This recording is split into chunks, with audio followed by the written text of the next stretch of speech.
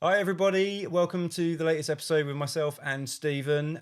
This one's mine. I reckon on the ratios of all the episodes we've had is about 1 in 5, maybe 1 in 7 are mine. But anyway, it's mainly because it's something that's hitting me a little bit at the moment, and we're going to call it the weather blues. Now, I mentioned it to you off air, off camera before we were recording this, Stephen. So you talked about a post you did back in September about this. So I think rather than me come straight out with why I've suggested it, I'm going to follow our usual tact and ask you, what do you think of when I mention weather blues? You're so kind. Yeah, it's a difficult one, isn't it? It's that time of the year when you've had spring, you've had summer, and you're now just going into autumn. The nights drawing because they're darker. You're waking up in darkness, and you're going off to work, and everything just feels so much more difficult. Everything just feels a little bit more like treacle. Everything feels like you're going backwards.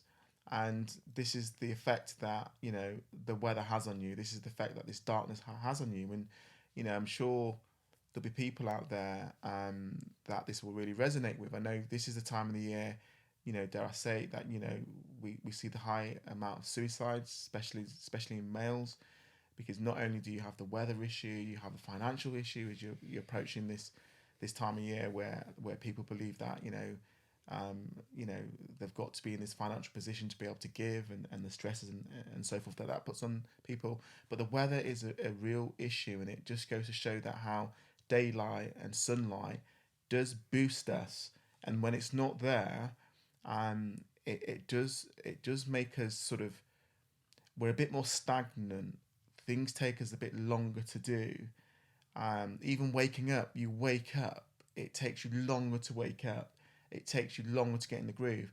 And I guess for me, it's more around the awareness of the effect that this time of year has on people. And I think it's a time of the year where we should be networking even more. Time of the year where we should be talking more to people. We should be communicating more. We should be asking more questions. We should be checking in on people, and that's what really resonates with me. And I think in the business world, I would imagine. I mean, I've got no stats on this, but it'd be quite interesting to look at productivity in autumn winter versus productivity in spring summer. I know when I worked many moons ago, and I worked in retail, I know that it was always a time of year where we were having to lift people. However, it was also a time of the year where business increased, especially when you thought about the festive period. So it created a real buzz for that period. But I can remember when it got to 5th or the 6th of January, people would be really, really, really down, really down.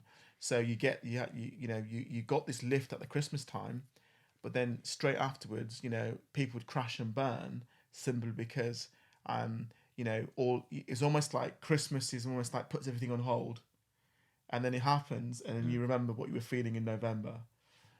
So yeah, I think that's what comes to mind for me, and I do think it's a really, really challenging time. Yeah, and I think, I mean, that's why I've brought it up at the time of recording this, that the clocks have just changed, and that's always quite a symbolic particular moment for me. And you know what, I'm supposed to be an expert in all this stuff, mindfulness, mindset, all these various different things, and I still really struggle with this time of year. And if I'm honest, I don't think I could put a finger on exactly why. It's probably built up over many, many, many years. I can think of certain things. I love playing golf. My hours of golf windows are dramatically reduced, and then that sudden 1 hour change even tackles that even more. So the afternoon golf's almost out of the question. So that's definitely going to be a small part of it. I like doing a bit of stuff in the garden. Again, nothing's growing. Everything's leaves in its leaves. It's not sprouting. You can start planning for it and so forth, but it's not a huge amount of fun there. So I think there's a whole load of reasons, and this is what I talk about. I have to use all my skills that I've learned through what I do now to pull myself out of this. Now, I have a lot of skills and a lot of talents, and I also have help. I have my own coach. I've got lots of ways out of this. Now, I know most people don't. So, one of the reasons I wanted to bring it up is I have managed to perfect a way of remaining relatively positive throughout this, what is quite a long time. For me, I'm thinking this is pretty much from now, so end of October through till February. I tell you, the only time I start perking up is when I see like the first snowdrops popping through. And if you're really geeky, you might recognise a thing called an aconite, which comes just before. So I get quite excited when that happens. I'm back to being happy again, and that's instinctive, that's innate, it's natural.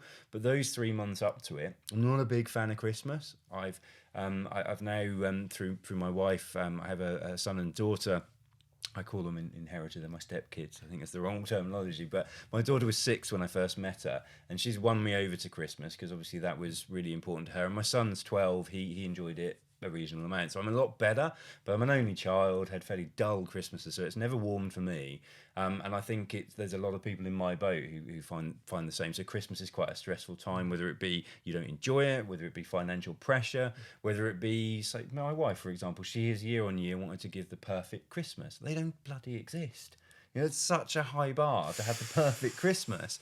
So there's the risk of huge disappointment, isn't there? And even if you do, Bah, humbug. even if you do nail the perfect Christmas, it's then over on Boxing Day, isn't it? Or soon after. So anyway, there's lots of potential risk. I'm coming over much more negative than I normally do, which probably highlights how challenging I find this time of year. But what I want to really reinforce with people is, first and foremost, you are definitely not alone if you're feeling that way. There probably is some science behind this. We hear about SAD and seasonal affective disorder. I'm not getting into that because I'm not professionally skilled or qualified enough, but I know of it. I've read articles. There's definitely something.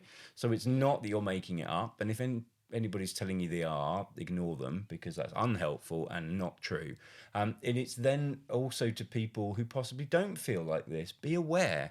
There's a huge number of people. Again, I don't have statistics, so I'm not going to throw out percentages, but there's a huge number of people that do. They might be your friends, they might be your family, it might be your employees or your work colleagues.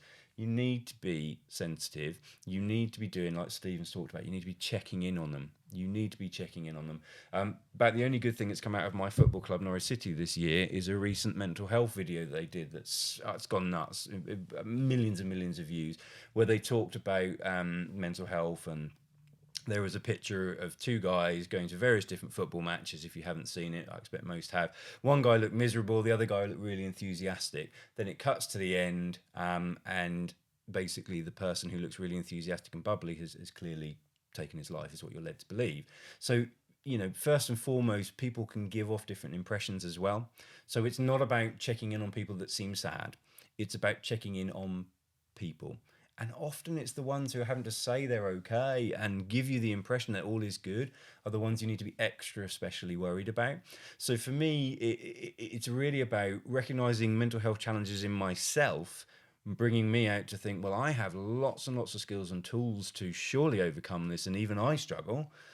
What are other people like at the moment? And let's start finding this is another way to have conversations, because we're a lot better at it than we were, but we're still pretty crap, especially our gender. We are particularly crap at it. And we're also particularly crap at reaching out. You know, even if you're not struggling, you have a duty, in my humble opinion, to reach out to at least those people in your circles. So for me, I felt it was quite powerful that you were coming literally the day after, I think the clocks changed. Have I got that right? Day or the day before anyway. Because yeah, the day after for me is always a bit crap, because it's like a symbolic realization, oh crap, here we go. How am I going to do the usual thing and churn myself over? Because every year I kind of hope that it won't happen, but it does.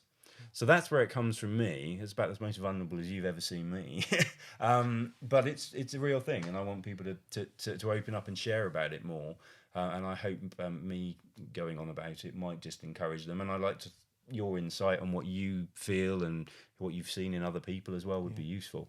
You know, it's, you know, Oliver just used the word, your mental state, and and he talked about mental health, and this is all about your mental state and your mental health, and whether that's even people that suffer with neurodivergent issues. This is the time of the year that everything is magnified, everything like just, it just grows, and it's just so bigger. Mm-hmm. And we now know and understand that, by talking about this sort of thing, and especially, one white male and one black male talking about it, I think is really important. Mm-hmm. Because, women, of course, they suffer from it just as much. Women will talk to women sometimes and have those conversations, where men sometimes just don't talk. Mm-hmm. They don't have the conversation.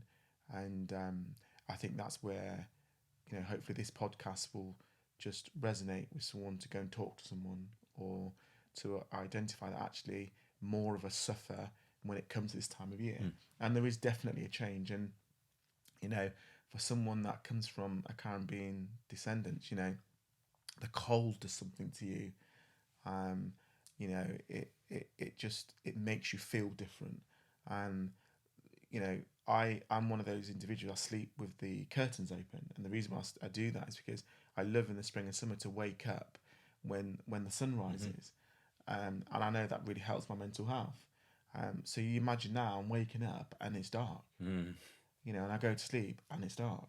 And so it does mess with me. And like you said, Oliver, we have coping mechanisms because of the job that we do. We often have to take our own medicine because that helps us get through that particular day. But what about those people that, aren't built the way we're built? How are they feeling right now? And, what I want to say to people out there is, you know, talk about it, open up. Don't think you're the only one, because you're not. I would hazard a guess that I know some people love this season. It's Halloween, and then you go into to bonfire, and then you go into Christmas. And I know there's a lot of people that love this time of the year, and they'll say, they like the cozy nights in with the fire, or snuggling on the sofa and watching TV. I get that, but there's a lot of people that really struggle. and and whether that, then they find something else to sort of compensate for that, whether that's food, whether that's drugs. The list is endless. But my point is, it is a real thing. It definitely is. We know that darkness, in those countries like Norway, some of those other countries where they're almost in darkness more than they have light. We know that it has a mental effect on how we feel. I'm not an expert in any shape of imagination. I can only talk about my own personal experience and people close to me, but I can see that how this time of the year does affect people. And I guess it's just getting that out there, especially in this time of the year where everyone's like, it's happy. You're going out for dinners and evening do's and all the rest of it. Yes, that's true, but there's also a psychological effect on people because it's dark. Yeah, it's really interesting you talk about that, like the office parties and things like that. I think one of the things, not a direct thing, but one of the things to be aware of is that person who, you joked about it earlier about being a bit of a bar humbug. And that's actually probably a little bit of a sign, maybe even a little bit of a cry for help, to be fair, because there is something there. Some things happen, some things not right. Like I say, for me, I talked earlier that Christmas hasn't been that big for me because Christmas was pretty crap for me when I was young. It wasn't awful. I was fine. We had meals and I got presents and stuff, but it was me and my mum and my grandparents. That was it every Christmas. So there's just nothing fun about that. There's nothing great. So it doesn't hold a huge amount for me. So there's a whole load of scarring that potentially comes from that, which I then realised the difference when obviously I met my wife and met my stepdaughter Rosie, seeing how much enjoyment there was and so forth. I was like, okay, now I get it. Now I get why those pesky people at work are so big on Christmas. Idiots. But I joke, but I did. I saw it. I began to realise that being a bar humbug wasn't necessary, and there was a reason to enjoy it and celebrate it, regardless of whether you have a faith or not. Because I had lots of views about, well, if you're not religious, what are you doing celebrating Christmas? It's outrage. All these. I'd had lots of great arguments against in the past, but actually, I think what it really was just me finding a way of putting on my grumpiness into some sort of mean facade that, I hate Christmas. Well, no, it's not actually. I just don't love this time of year, and it's much easier to just say, I just don't like Christmas, and I can whinge about it as soon as Christmas adverts came on, or as soon as Christmas decorations came up, or as soon as stuff about Christmas being sold in the shops. I think, in reflection, knowing what I know now, that was just me trying to try to hide what was actually going on, which is actually I was quite low, but I'm not going to admit I don't have problems. I don't have, I'm a typical bloke, I don't have any problems. Well, I did, and they were of my own making. But now I know, I have the tools, and I realise that was just a load of bullshit, to be honest, which would just set me up in the way that I wanted to be seen, which actually I'm just a bit grumpy because, it's Christmas. But no, I'm grumpy because I'm struggling, actually. And I'm not willing to admit it. That was the historic old me. and I was just kind of playing the part. You know, it's like people at school who are really struggling with school but play the class clown. The Yeah. reason they do that most of the time is because they're crap at the schoolwork. It's not suiting them, but this way they get a bit of good attention. But it's Yeah. terrible for them. I saw somebody posted this recently about how that's how they were known at school, but they've changed. They're now professional. They're very successful. But when they bump into old school friends, it's very difficult to change. Well, for them to believe that this guy is a competent person running their own business. I thought it was a really fascinating piece because they've put up this sort of fake charade that they're the class clown. No, this is the only way they could feel comfortable. Yeah. You know, it's a really big piece that would take far too long to give it the time it fully deserves. But I think, you know, we've always said, Stephen and I, we're more than happy to chat to anybody who's listened to one of our episodes. Absolutely. And I'm not going to put a post out here and a podcast out here saying talk to people and then ignore anybody who comes to talk to us. So by all means, reach out would be the first thing that I'd say to us if you honestly genuinely don't feel you can talk to anybody. One of the things that obviously we're specialised at is being very confidential. And that goes, you don't have to stop paying us to be confidential and keep our mouths shut. So anytime you reach out to us, certainly if you haven't got our details, we're both easy to find on LinkedIn and various other platforms, although I'm mainly only on LinkedIn myself these days. But send me a message. I'm more than happily have a chat with you, pick up the phone, maybe even meet if you're local to Norwich. I'm more than happy to do that. But do not suffer in silence. Don't be, especially if you're male, but not exclusively, don't be that guy who is too tough to share it, who won't say how they're feeling, because you'll be surprised how well your friends and those around you support you. And if they don't, ditch them. And I mean that really seriously. If they don't support you, you have crap people around you, and that will not be helping. So that's my fairly strong views on all of it. Christmas is great, guys. Honestly, I'm absolutely all for it now, he says, smiling through gritted teeth. But it's all good. I'm over that little hang up that I've got now. But again, listen out. If people are starting to act up now for whatever reasons, perhaps about Christmas or other things like that, just delve a little further. Just check and see if that person's all right. There's nothing wrong with asking. We should be more comfortable with it. And that's really what I'm imploring people to do on this one. So sorry, that's been a bit dominated by myself, Stephen, on this particular one. But over to you. What final thoughts have you got? Yeah, I would just say if there's anyone out there that this has resonated with today and you feel that, you know, don't hold it in and don't think that you're alone, because there's lots of the people that will be feeling this way. So try and talk to someone, because, you know, we can only talk about this in very small sound bites. It would take a whole day to talk about this whole subject matter. And yeah, we've tried to make some things quite playful and fun, but the reality is it's a very serious message, a very serious message. And we know that there are people out there that this really hits quite hard. Listen to this podcast. So what I would say is, as Oliver said, you know, come and talk to us if you can, but talk to someone. Don't go it alone. Yeah, I think that's a perfect way to finish. So, sorry, that's probably not the most happiest episode, but hopefully you can see it's meant with all the best of intentions. So we hope you've enjoyed it, understood it, liked it, found it useful. That'll do. Hope you found it useful. And we look forward to seeing you on a much more cheery next episode. Bye for now.